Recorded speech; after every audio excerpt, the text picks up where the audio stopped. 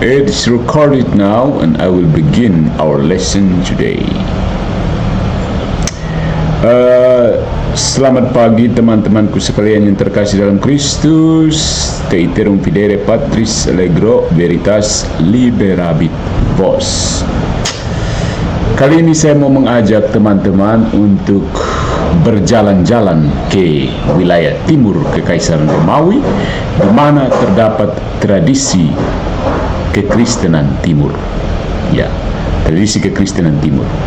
Nah, dalam video terbarunya ada seorang pengajar dari Gereja Ortodoks Indonesia bernama Romo Episkop Daniel dari Nikopolis. Dan ya, mengajar di sana, tapi ya seperti biasa saya ini seorang inkuisitor, mengamati dan memoles apa saja kiranya ajaran-ajaran yang berpotensi menyesatkan umat Katolik. Oke ya, thank you. Mari kita memulai pertemuan kita dengan judul yang saya beri di sini, membaca ulang narasi timur. Membaca ulang narasi timur. Klarifikasi Katolik atas pandangan Episkop Daniel dari Nikopolis. Ya, sejarah gereja itu bukan novel romantis di mana tokoh-tokohnya selalu rukun sambil bergandengan tangan. No, itu denial. Itu menyangkal realitas namanya. Sejak abad pertama, para rasul pun pernah berdebat keras. Lihat Galatia bab 2 ayat 11. Dan perselisihan kalau dibaca dengan kacamata yang jernih tidak selalu berarti perceraian iman. Ya. Nah, inilah yang sering kabur dalam narasi populer, termasuk dalam pembicaraan episkop yang akan kita kaji. Beliau menggambarkan hubungan gereja timur dan barat seperti dua entitas yang sejak titik tertentu berbeda iman. Seolah-olah sebelum 1054 sudah ada dua agama. Ya. Pandangan ini dari perspektif Katolik bukan hanya historisnya rapuh, tetapi juga mengaburkan fakta teologis paling mendasar. Ada fakta teologis paling mendasar. Gereja Timur dan Gereja Barat adalah satu tubuh Kristus. Kemudian sempat terjadi skisma pada 1054, dan bahkan setelah itu, setelah konsili Florence, hubungan mereka bukanlah relasi Katolik non-Katolik, Katolik versus non-Katolik dalam arti protestantisme. Hubungan dengan gereja timur bukan gereja timur yang skismatik maksudnya, itu bukan seperti relasi Katolik non-Katolik Protestan, tetapi persekutuan yang terputus secara kanonik. Nah, ini penting. Ortodoks itu terputus secara kanonik, itu gereja skismatik. Kalau Protestan perlu ditegaskan bukan gereja. Jadi gereja itu gereja Katolik, Ortodoks itu gereja yang terputus secara kanonik, dan Protestan bukan gereja. Jangan terlalu ini bangga. Nah, perlu kita ingat, kata skisma itu bukan sinonim dari murtad. Ya. Skisma adalah luka pada tubuh yang sama, amputasi, kalau mau pakai istilah bedah ya. Maksudnya amputasinya itu belum terjadi. Luka tapi belum terjadi amputasi. Kalau misalnya Protestan, ya jelas sudah luka, kita amputasi dan buang. Ya, hubungannya seperti itu. Ini fakta, bukan penghinaannya. Jadi skisma adalah luka pada tubuh yang sama. Ya, amputasi belum terjadi. Kalau yang sudah terjadi amputasi itu yang jadi Protestan. Konsili Vatikan kedua dengan bahasa diplomatiknya, ingat Konsili Vatikan kedua itu selalu diplomatis, menegaskan bahwa gereja Ortodoks Timur memiliki sakramen yang sah, suksesi apostolik yang utuh, dan benar-benar gereja partikular, meski tidak berada dalam persekutuan penuh dengan uskup Roma. Ini ditegaskan dalam Unitatis Redintegratio artikel 15 atau nomor 15 ya. So, dengan kata lain, mereka bukan gereja lain seperti yang dibayangkan oleh model reformasi, bukan, tetapi sister church gereja saudari, atau lebih tepatnya gereja-gereja saudari, karena Ortodoks Timur itu tidak satu kan. Gereja-gereja saudari yang sedang hidup terpisah meja makan. Ya. Nah, itulah kenapa ketika episkop ini memaparkan daftar ajaran yang ditolak dari filioque sampai dosa asal, kita perlu mengingat bahwa perbedaan teologis ini lahir dari perbedaan tradisi, bahasa, dan penekanan, bukan dari dua wahyu yang berbeda. Nah, Gereja Katolik memandang pengembangan dogma atau development of doctrine sebagai hal yang sah selama selaras dengan deposit iman. Sedangkan Gereja Timur cenderung mengikat diri pada konsensus patrum, kesepakatan para bapak gereja yang mereka pahami. Ini catatan yang mereka pahami. Perbedaan hermeneutika ini bukan pembatalan iman, tetapi justru menjadi sumber ketegangan. Tegang terus tegang. Maka tugas apologetik di sini bukan sekedar mengoreksi data sejarah, tetapi mengurai simpul-simpul kesalahpahaman yang kalau dibiarkan bisa membuat umat awam membayangkan bahwa Gereja Timur adalah anti-Katolik sejak zaman Agustinus. Maksudnya orang-orangnya mungkin, tapi gerejanya tidak. Ya. Ingat, kita bermain pada gagasan, bukan pada pribadi-pribadi. Jadi kita akan membedah pernyataan demi pernyataan dari sang episkop, memeriksanya di bawah cahaya ajaran resmi Gereja Katolik. Lalu kita petakan argumen balasan, bukan dengan teriak-teriak tentu saja, tapi dengan presisi akademik dan ya untuk edukasi kepada orang Katolik dan siapapun untuk berpikir ulang sebelum mengulang narasi yang sama. Vamonos. Poin yang pertama, poin yang selalu digoreng sampai goreng-gorengannya kering.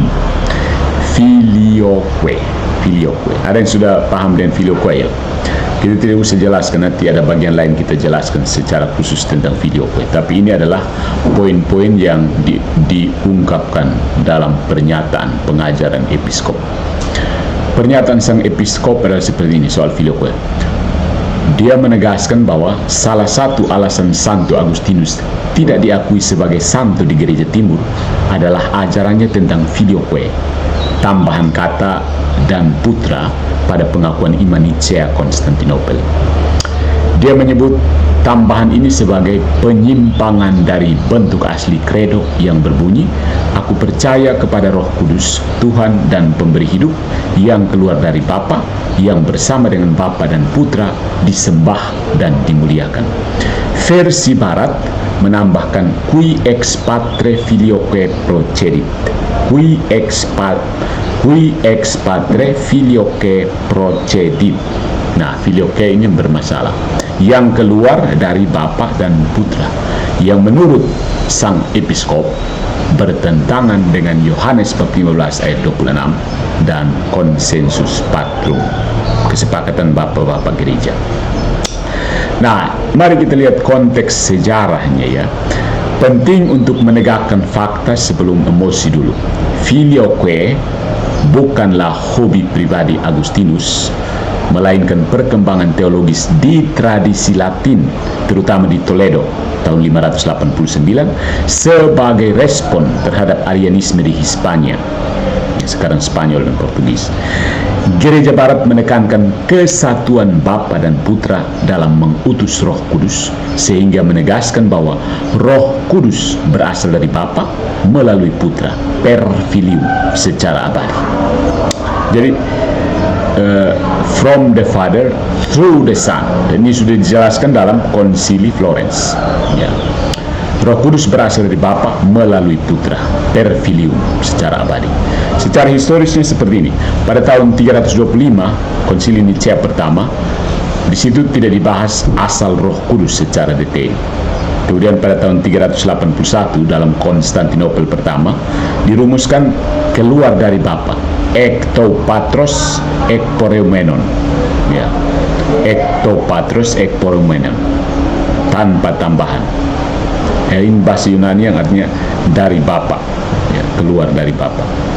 Kemudian tahun 589 dalam Konsili Toledo ketiga ditambahkan filioque di barat, awalnya sebagai penggunaan local usage untuk menantang menantang heresi yang bisa timbul di situ. Kemudian Konsili Leon kedua 1274 dan Florence 1439 mengesahkan filioque sebagai ajaran iman yang sah dan konsisten dengan makna asli credo. Nah, masalahnya kalau kamu tidak terima konsili, ya anatema sih. Gitu aja kok repot. Jadi maksudnya begini, persoalan filioque ini bukan pada filioquenya, tapi pada tidak mau ikut paus. Gitu. Nanti kita lihat bahwa dalam sejarah Konstantinopel berjuang untuk jadi posisi kedua setelah Roma, tapi posisi kedua tidak membuat mereka puas. Begitu Konstantinopel semakin maju sebagai pusat kekaisaran, mereka akhirnya berpikir Patriark Konstantinopel harus menjadi pertama. Good job Ortodoks Timur, skismatik Bizantin ya, kalau versi apologetik tegas. Mari kita lihat ajaran resmi Gereja Katolik tentang filioque. Gereja Katolik mengajarkan bahwa filioque tidak mengubah iman asli, tetapi memberikan penjelasan teologis yang sah. KGK 246, tradisi Latin mengatakan bahwa Roh Kudus keluar dari Bapa dan Putra ini yang filioque. Hal ini tidak berarti bahwa Roh Kudus memiliki dua asal, tetapi bahwa dia keluar dari Bapa melalui Putra. Kemudian KGK nomor 248 ada perbedaan bahasa timur ekporeusis, itu bahasa Yunani, dan barat procesio. Ini harus dipahami dalam kerangka tradisi masing-masing tanpa menganggapnya bertentangan. Jadi bahasa timur ekporeusis Yunani, bahasa Latin barat procesio, ya, dari masing-masing.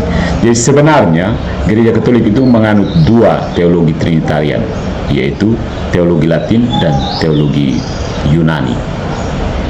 Teologi Yunani tanpa filioque, teologi Latin dengan filioque. Artinya perbedaan ini adalah perbedaan teologis bahasa dan penekanan, bukan kontradiksi ontologis. Timur menekankan Bapa sebagai satu-satunya sumber monarkia, sementara Barat menegaskan peran persekutuan Bapa, Putra dalam prosesio Roh Kudus. Ya.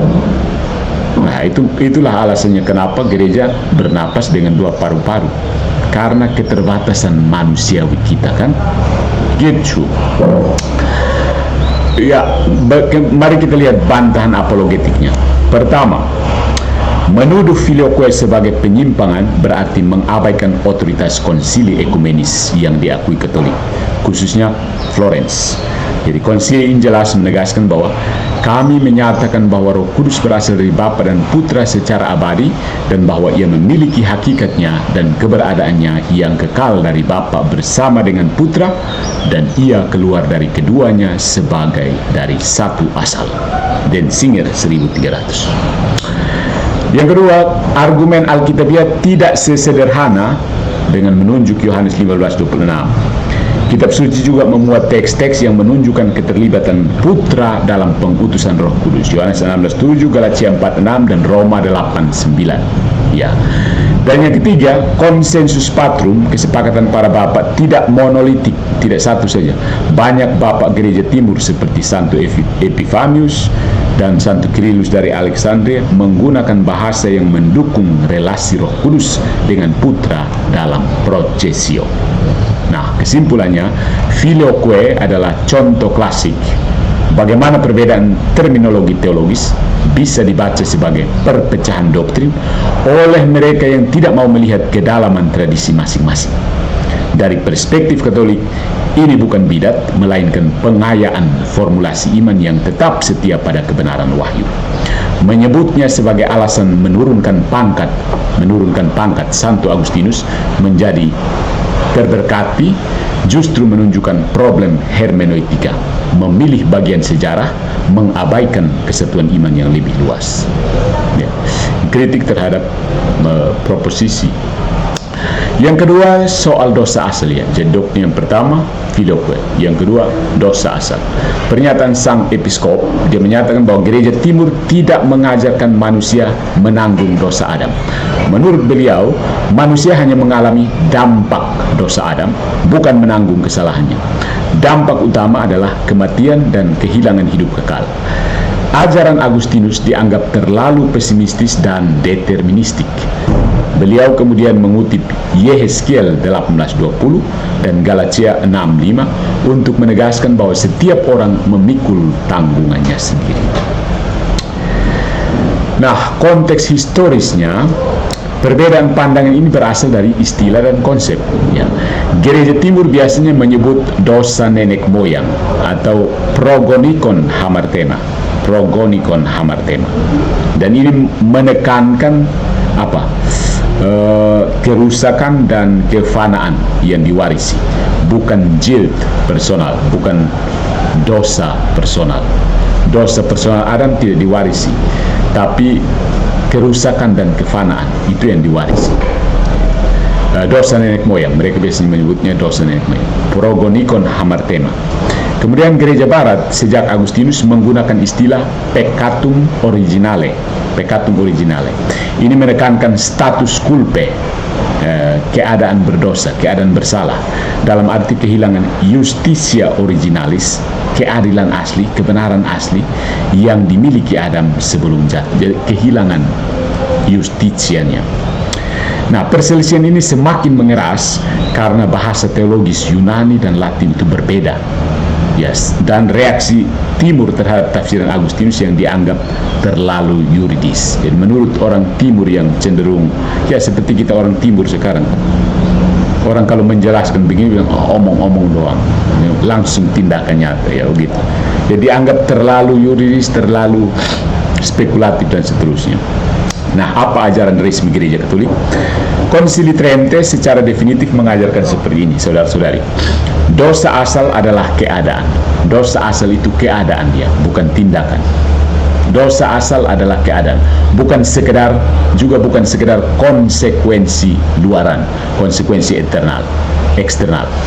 Kita mewarisi privatio atau kehilangan kekudusan dan keadilan asli, sehingga manusia lahir dalam kondisi terasing dari Allah. Tapi bukan bejat total ya, bukan. Kemudian dalam Decretum de Peccato Originale, dekret tentang dosa asal, itu dalam Denzingers 1513, dosa asal berpindah bukan dengan peniruan, tetapi melalui pewarisan. Non imitazione, sed propagazione. Pewarisan, karena kodrat manusia itu, sejauh kita mengambil kodrat kemanusiaan dari orang tua kita, ya sejauh itu pula kita menerima kodrat keberdosaan. Katekismus Gereja Katolik nomor 404 mengatakan seperti ini: dosa asal adalah dosa yang diwariskan kepada semua manusia karena kesatuan kita dengan Adam. Bukan dosa yang kita lakukan sendiri, tetapi keadaan yang kita terima. Keadaan. Artinya, menurut Gereja Katolik, bukan hanya dampak, tetapi kehilangan status rahmat yang membuat manusia tak berdaya tanpa penebusan Kristus, dan kematian jasmani hanyalah salah satu akibat.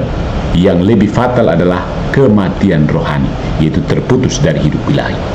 Nah, sebagai bantahan apologetik, pertama, penolakan terhadap warisan dosa demi mempertahankan teks Yehezkiel bab 18 ayat 20 sebagaimana diungkap oleh Episkopus adalah argumen yang setengah matang, belum masak. Teks itu berbicara tentang hukuman atas dosa pribadi dalam konteks hukum Israel, bukan tentang misteri teologis kejatuhan manusia pertama. No.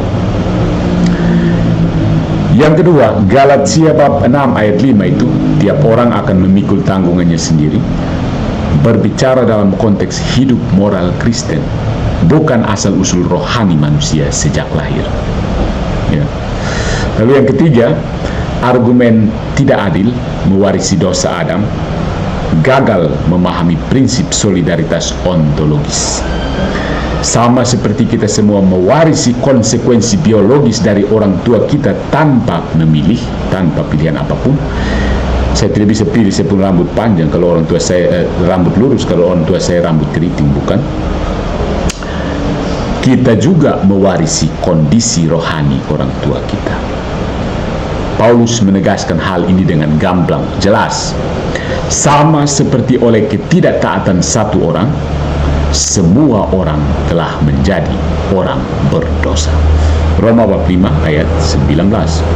Nah, yang keempat, tanpa pemahaman Katolik tentang dosa asal, penebusan Kristus direduksi menjadi terapi moral.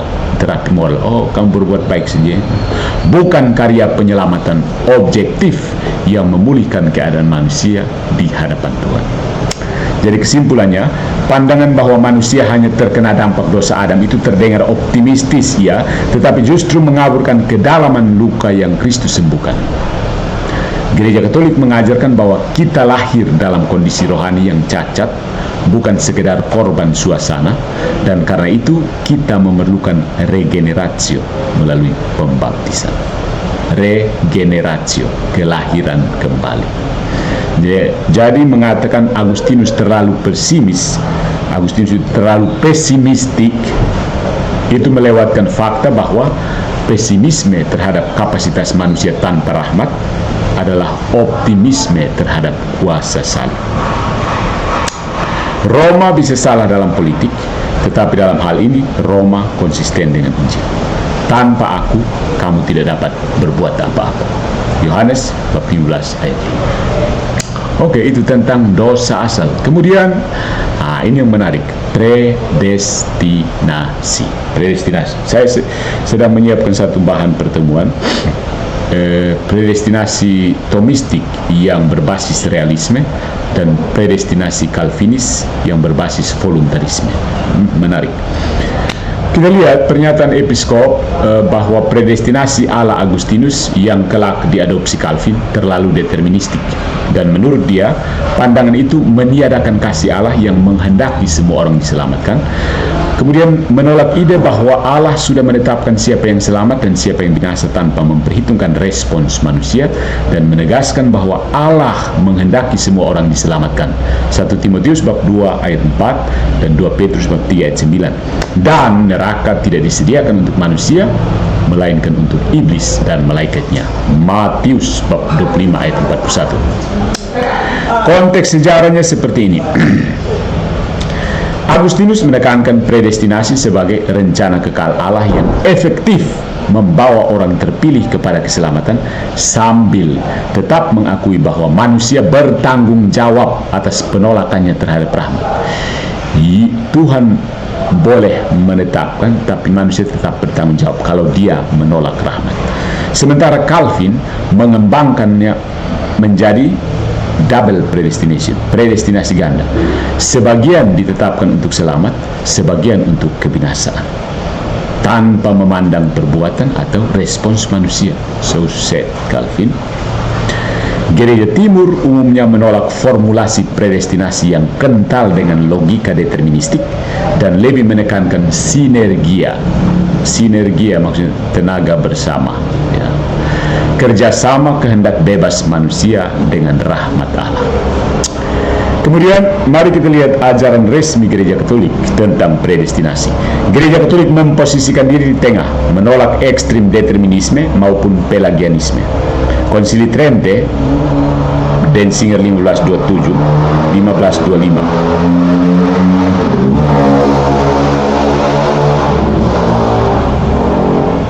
Manusia tidak dapat memulai atau menyelesaikan keselamatan tanpa rahmat Allah. Ini yang kemudian dipersempit menjadi sola gratia oleh beberapa orang di luar gereja.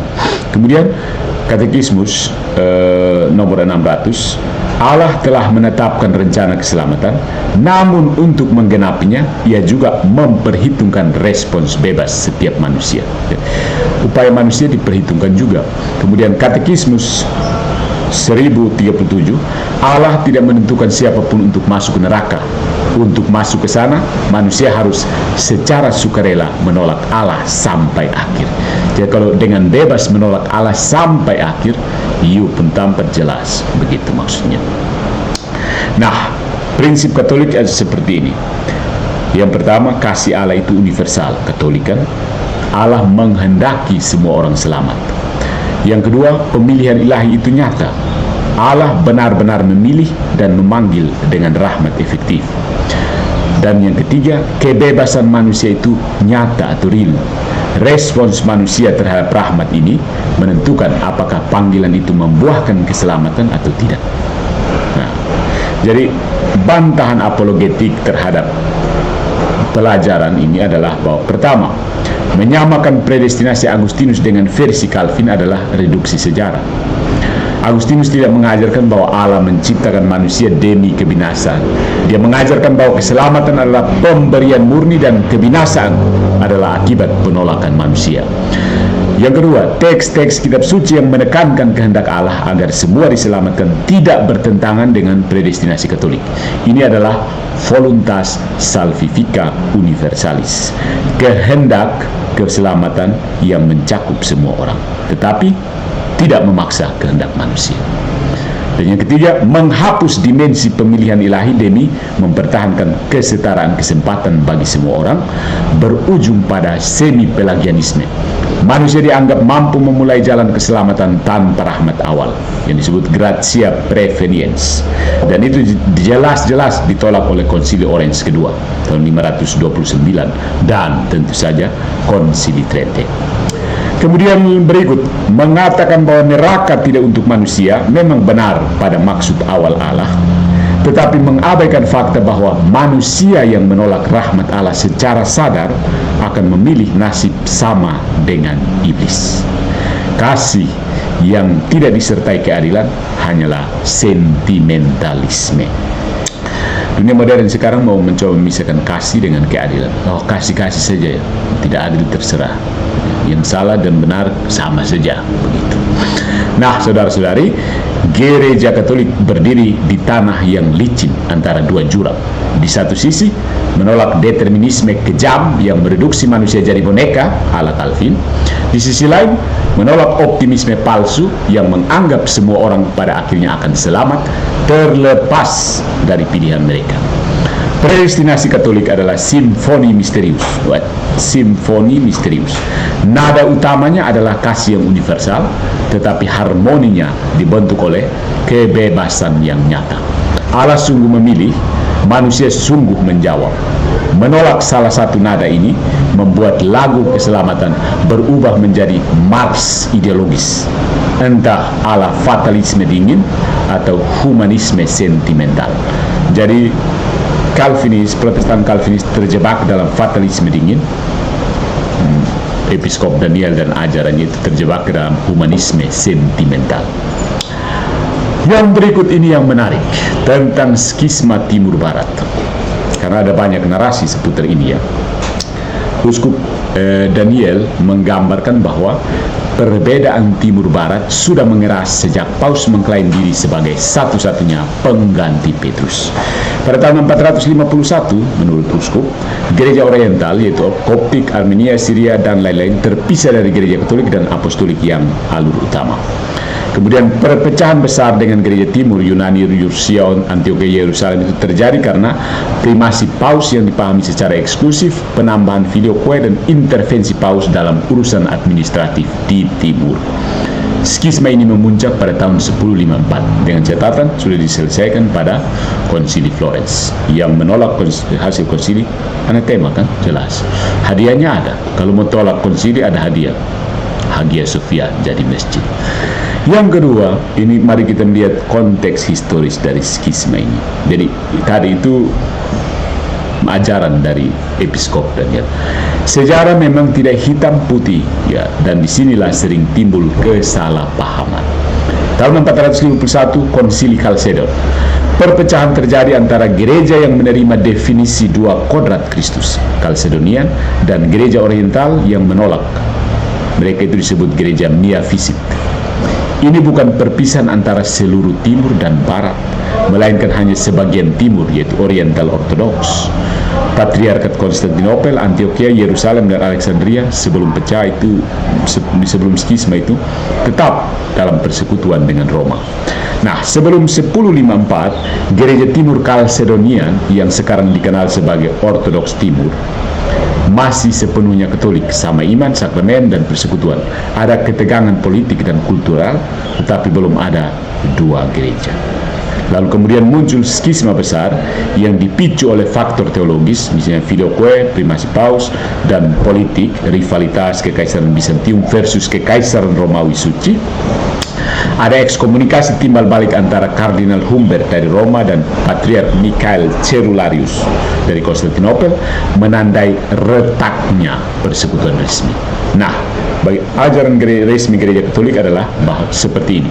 Apa pandangan Katolik terhadap Ortodoks Timur ini, gereja Timur Kalsedonian ini? Gereja Katolik tidak menganggap skisma 1054 sebagai lahirnya gereja baru di Timur. No. Unitatis Red Integratio artikel 15 itu menegaskan seperti ini. Gereja Ortodoks Timur memiliki sakramen yang sah, terutama imamat dan ekaristi, dan tetap bersatu dengan kita melalui suksesi apostolik yang utuh.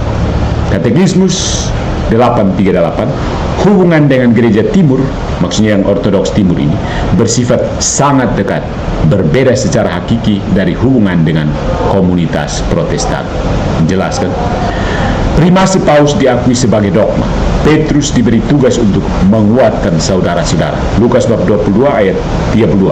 Dan penggantinya, Uskup Roma, memiliki otoritas penuh atas seluruh gereja.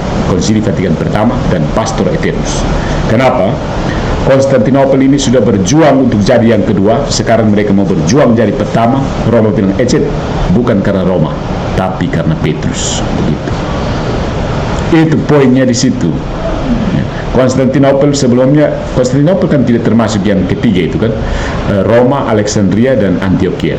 Lalu tiba-tiba Konstantinopel berjuang jadi posisi kedua setelah Roma, ya, melampaui tiga patriark yang lainnya, dua patriark yang tua lainnya. Kemudian sudah dapat posisi kedua, belum puas juga, mau berjuang jadi yang pertama. Roma bilang, berhenti.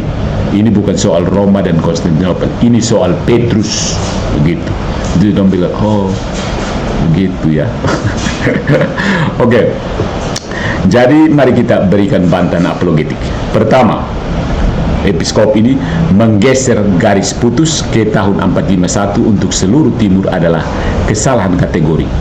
Yang pecah saat itu adalah gereja Oriental, bukan gereja Timur Kalsedonian yang tetap Katolik selama 6 abad berikutnya.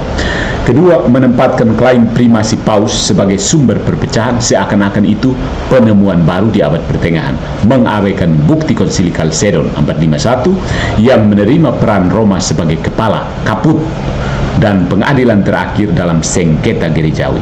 Bahkan dalam kontroversi teologis abad-abad awal, intervensi Roma sering diminta oleh pihak timur sendiri. Ya. Yang ketiga, intervensinya, tetapi permintaan mereka karena mereka pikir Roma itu pusat kekaisaran. Sorry bro, Roma itu karena tahta Petrus. Ketiga, intervensi administrasi Roma di timur sebelum 1054 bukanlah invasi politik, melainkan respon terhadap permintaan atau sengketa yang menyentuh kemurnian iman. Sepanjang sejarah gereja banyak sekali bidat-bidat bermunculan di timur.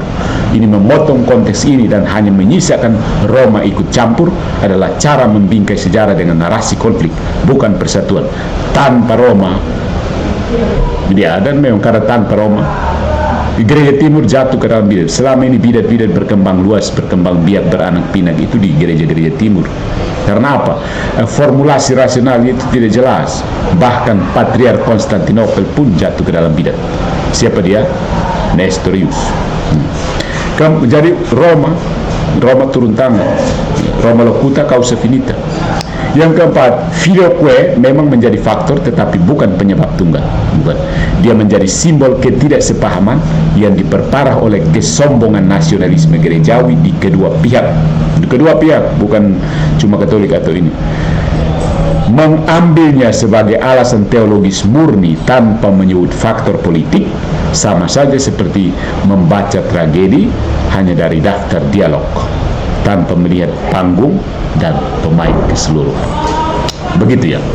Nah, dari perspektif Katolik, skisma 1054 adalah luka dalam tubuh gereja, bukan amputasi penciptaan gereja lain yang sejajar dan independen sejak awal. No, menggambarkannya seolah-olah Timur dan Barat telah lama berjalan di dua jalan iman yang berbeda sebelum 1054 adalah menulis ulang peta sejarah dengan tinta ideologis.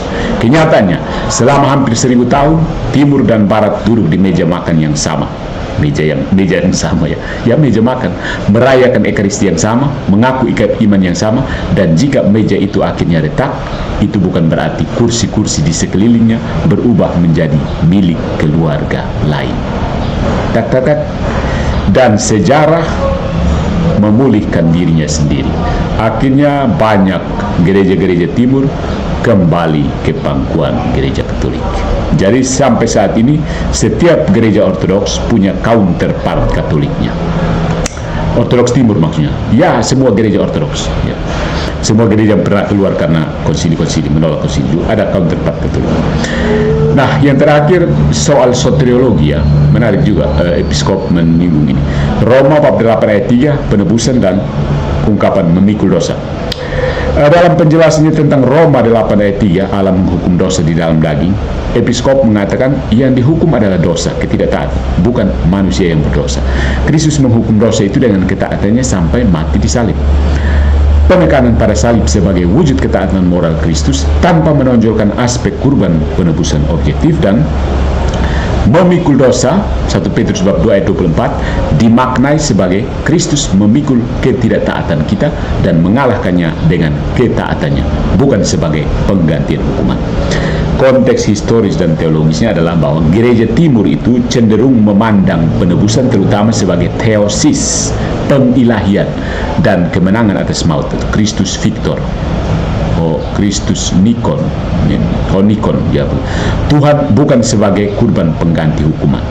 Dia lebih ke menang atas maut, theosis. Dan kalau gereja Katolik mengakui Kristus Victor ya, tetapi juga menegaskan dimensi satisfaction, pemulihan keadilan ilahi, dan substitution, Kristus menggantikan kita di bawah hukuman dosa sebagai bagian yang tidak terpisahkan dari misteri penebusan. Roma 8 ayat 3 tidak hanya berbicara tentang Kristus menunjukkan ketaatan, tetapi bahwa Allah menjatuhkan hukuman atas dosa di dalam daging. Nah, Kristus menjalani hukuman itu, substitusi dan satisfaction. Jadi Allah menjatuhkan hukuman atas dosa di dalam daging Kristus. Ini adalah bahasa hukum yang tidak bisa direduksi menjadi simbol moral semata. Nah, bagaimana ajaran resmi gereja Katolik? Katekismus 615, ketaatan Yesus sampai mati menggenapi penggantian bagi ketidaktaatan Adam, dan melalui ketaatan ini Yesus mempersembahkan kehidupannya sebagai kurban kasih untuk Bapa demi keselamatan kita. Katekismus 616, penebusan Kristus adalah kurban unik karena satu-satunya yang layak mempersembahkan diri sebagai pengganti manusia adalah Dia yang sekaligus Allah dan manusia. Katekismus 601, penyaliban Kristus adalah bagian dari rencana Allah yang telah dinubuatkan untuk memikul dosa banyak orang. Yesaya 53:12.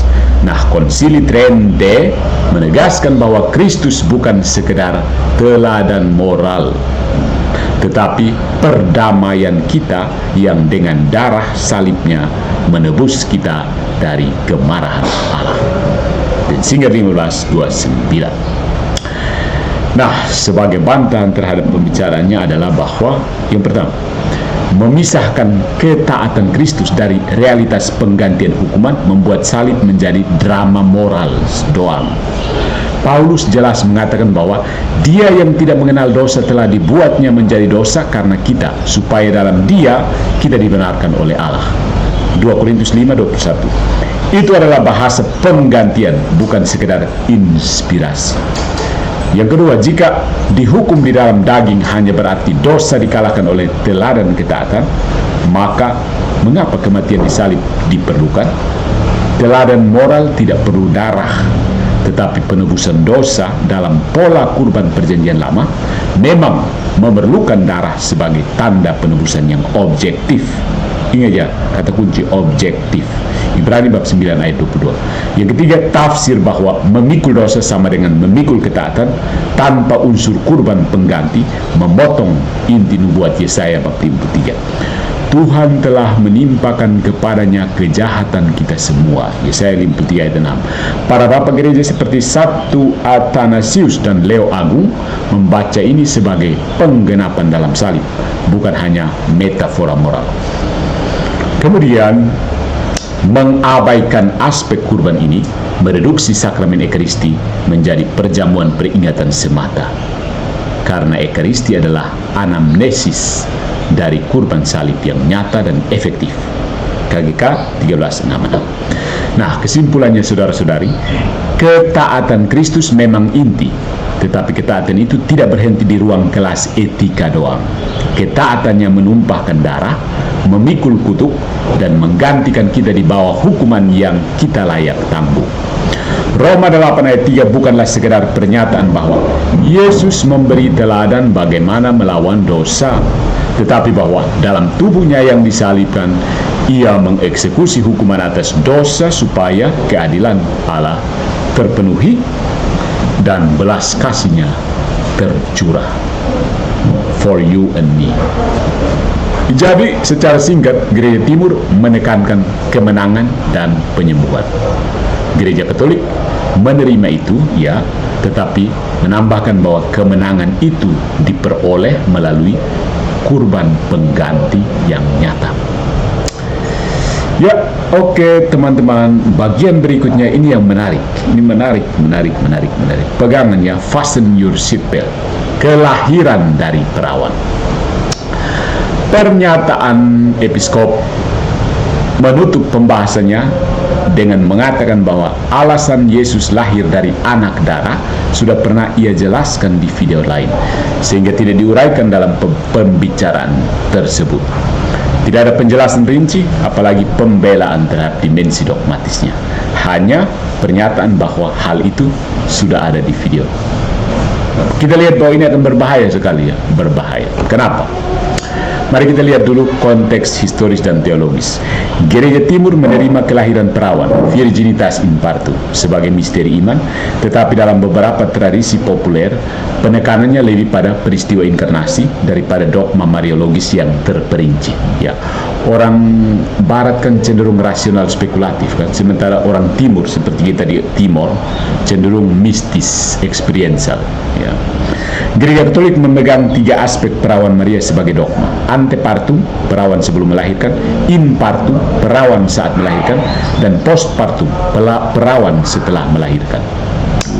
Dogma ini ditegaskan sejak Konsili Lateran 649, dikuatkan oleh Konsili Vatikan II Lumen Gentium 57, dan dijabarkan dalam Katekismus Gereja Katolik 496 sampai 507. Ya, ajaran resmi Gereja Katolik seperti ini: keperawanan Maria, si anak darah itu. KGK 496, kelahiran Yesus dari perawan Maria adalah karya Allah yang melampaui segala pengertian manusia dan bukan hasil hubungan pria wanita, melainkan karya Roh Kudus. KGK 499, Maria tetap perawan sebelum, saat, dan sesudah melahirkan. KGK 503, kelahiran perawan merupakan tanda bahwa Yesus adalah anak Allah secara unik, bukan hasil dari kehendak daging atau kehendak laki-laki.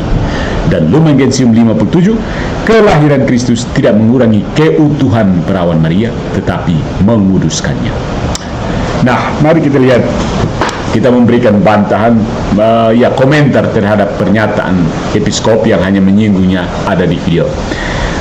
Yang pertama, saudara-saudari, melewatkan pembahasan kelahiran dari perawan dalam forum teologis yang sedang membedah ajaran kristologis adalah kehilangan kesempatan emas untuk menegaskan kebenaran iman.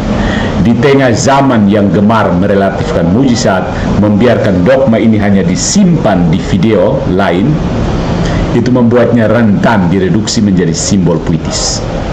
Jadi bagi Katolik, kelahiran perawan bukan sekedar cara Allah memulai inkarnasi, dia bukan hanya cara Tuhan memulai inkarnasi, tetapi adalah tanda profetis. Yesaya 7:14, Matius 1:23, dan bukti Kristus adalah Adam baru, lahir bukan dari benih manusia yang mewarisi dosa asal, tetapi dari Roh Kudus, sehingga ia sepenuhnya bebas dari pewarisan itu. Dogma ini terkait langsung dengan doktrin dosa asal dan penebusan. Kemudian melonggarkan makna in partu demi menghindari keajaiban biologis, ini adalah jebakan rasionalisme. Gereja Katolik menegaskan bahwa perawan Maria tetap utuh secara jasmani dan rohani saat melahirkan sebagai tanda kehadiran karya ilahi yang melampaui hukum kodrat fisika, biologi, kimia. Dan berikutnya, kelahiran perawan adalah fondasi Mariologi yang menjelaskan gelar-gelar Maria, Theotokos, Bunda Allah, Epertenos, perawan selamanya, dan tabut perjanjian baru.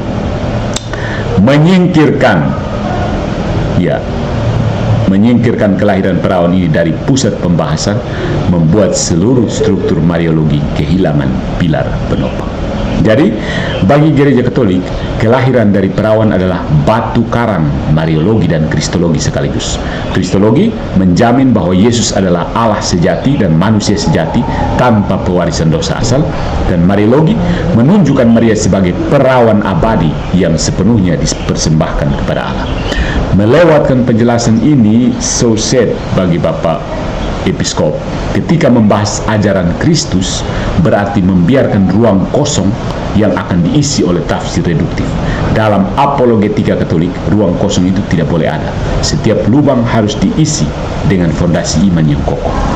Nah, mari kita kembalikan peta pada skalanya yang sejati.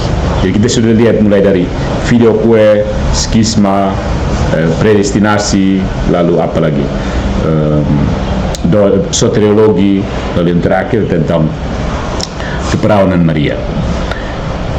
Dengan menyimak pembicaraan Episkop Daniel, kita seperti membaca peta yang bagus, tetapi bergeser 5 derajat dari koordinat asli.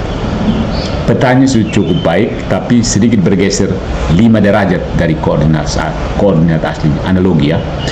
Bentuknya masih tampak benar, tapi arah yang ditunjukkannya akan membawa orang ke pantai yang salah. Dari filioque di bagian pertama tadi, kita melihat bahwa perbedaan terminologi dan penekanan teologis telah dibaca sebagai penyimpangan, padahal dalam gereja Katolik ini adalah pengayaan dogmatis yang sah, berakar pada kitab suci dan dikukuhkan oleh konsili ekumenis. Kemudian dalam dosa asal di bagian berikutnya, bagian kedua, reduksi ajaran menjadi sekedar dampak, mengikis pemahaman akan kedalaman luka manusia, dan secara tidak langsung meremehkan radikalnya karya penebusan Kristus. Beralih ke bagian berikut, predestinasi dihadirkan seolah-olah ajaran Agustinus adalah saudara kembar Calvinisme, padahal ajaran resmi gereja Katolik menolak determinisme kejam, sekaligus menegaskan pemilihan ilahi yang nyata dalam kerangka kasih universal. Beralih lagi ke skisma Timur Barat di bagian keempat, ini dibingkai sebagai perpisahan iman sejak 451, padahal sejarah Katolik mencatat bahwa Timur Kalsedonian tetap satu dengan Roma sampai 1054, dan bahkan sesudahnya tetap memiliki sakramen yang sah serta suksesi apostolik yang utuh. Kemudian penjelasan Roma 83 dan memikul dosa di bagian ke-6 dipersempit menjadi ketaatan moral Kristus, padahal Katolik menegaskan dimensi kurban pengganti yang objektif. Kristus tidak hanya memberi teladan, tetapi membayar harga. Membayar harga. Dan akhirnya, last but not least, kelahiran dari perawan di bagian terakhir pembicaranya dibiarkan sebagai catatan kaki. Padahal itu adalah fondasi Kristologi dan Mariologi yang melindungi kemurnian doktrin tentang siapa Kristus dan bagaimana ia datang tanpa noda dosa asal. Ini yang tidak dipahami oleh orang-orang di luar gereja Katolik. Ya, semua ini menunjukkan satu pola. Mengambil potongan tradisi timur yang berbeda, menyajikannya seakan-akan itu pembatalan sah atas posisi Katolik, lalu membungkusnya dengan narasi sejarah yang sudah disimplifikasi. Sebagai orang Katolik, Kita mengakui luka sejarah, menghormati keindahan tradisi timur, dan mengakui bahwa ada bahasa teologi yang berbeda. Tetapi kita menolak membiarkan perbedaan bahasa diartikan sebagai perbedaan wahyu, apalagi menggunakannya untuk mendiskreditkan doktrin yang dipegang dan dihidupi selama 2 milenium. Nah, sejarah yang utuh tidak memisahkan Roma dan Konstantinopel sebagai dua iman sejak awal, tetapi melihat keduanya sebagai dua paru-paru dari tubuh yang sama. Paru-paru yang sayangnya sudah lama bernapas sendiri-sendiri. Not so really, karena sudah banyak juga yang kembali ke gereja Katolik. Bukan sudah banyak juga ya. Gereja Katolik tetap bernapas dengan dua paru-paru. Ada paru-paru yang merusak sih, terutama paru-paru timur. Apologetika Katolik bukan sekedar seni membantah, melainkan upaya mengembalikan peta gereja pada skala sejatinya, menempatkan perbedaan di tempatnya, meluruskan sejarah yang bengkok, dan mengingatkan bahwa yang kita bela bukan sekedar argumen, tetapi kesatuan tubuh Kristus yang terluka dan harus disembuhkan. Nyeh benje pohwaloni Yesus Kristus i Maria Savcevicevicza, dan sekali lagi terima kasih kepada Romo Episkop Daniel dari Nikopolis dengan pembicaranya, sehingga menjadi kesempatan bagi para apologet Katolik untuk merefine ajaran gereja Katolik yang satu, kudus, Katolik, dan apostolik. Sampai jumpa di lain kesempatan. Aku matiin Rick.